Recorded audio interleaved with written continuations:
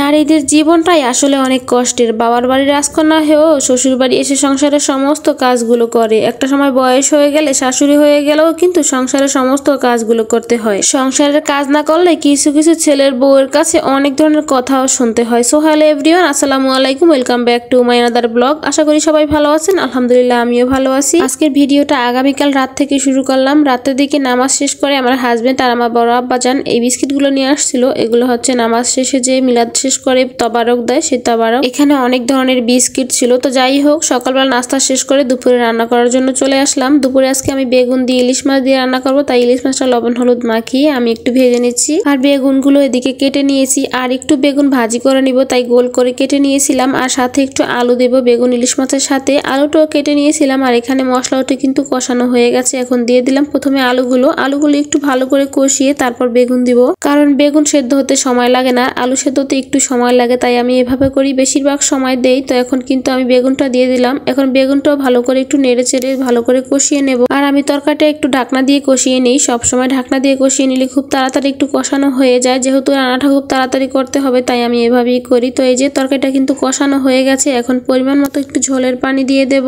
পরিমাণ মতো ঝোলের পানি দিয়ে আমি ভেজে রাখা মাছগুলো দিয়ে দেব, আর পরে বেগুনটাও ভেজে নেব। তো প্রথমে যেই কথাটা বললাম, মেয়েদের জীবনটা আসলেই অনেক কষ্টের। মানে নারীর জীবনটা ছোটবেলা থেকে বাবার বাড়িতে রাজরানীর মতো বড় হয়ে তারপর শ্বশুর বাড়িতে গিয়ে সারাটা জীবন কষ্টে কাটিয়ে দেয়। এক সময় বউ হয়ে শ্বশুর বাড়িতে যায়, তারপর শাশুড়ি হয়। শাশুড়ি হওয়ার পর ছেলে বিয়ে করে যখন বউ নিয়ে আসে, সংসারের দায়িত্ব যখন বউয়ের গাড়ি দেওয়া হয়, তখন বউ বলে যে আপনি বসে থেকে আমাকে দিয়ে কাজ করাবেন, আমি কি আপনার ঘরের কাজের লোক? আসলে ঘরের বউটা এটা জানে না যে একটা সময় আমার শাশুড়িও কারো না কারো রাজকন্যা ছিল। এরকম বউ হয়ে এসেই সে সংসারের সমস্ত দায়িত্বগুলো কাঁধে নিয়েছে, আর এখন সে শাশুড়ি। তাই প্রথমে সবাই একটু কষ্ট করার পর সবারই মন চায় যে একটু শান্তি করি, ছেলের বউ নিয়ে আসলে একটু যেন শান্তির মুখ দেখি। কিন্তু সেটা কজন পারে, কটা শাশুড়ির ভাগ্যে থাকে সেই শান্তিটুকু। আসলে আমরা সব বুঝি, এটা বুঝি না যে একটা সময় আমাদের শাশুড়িরাও কিন্তু বউ হয়ে এসেছিল। এতটা বছর তারা অনেক কষ্ট করে সংসারটাকে গড়ে তুলছে, তো সেই সংসারটা এবার আমাদের হাতে তুলে দিচ্ছে। কিন্তু অযথাই আমরা আমাদেরকে কাজের লোক মনে করি, সংসারের কাজটা এড়ানোর জন্য,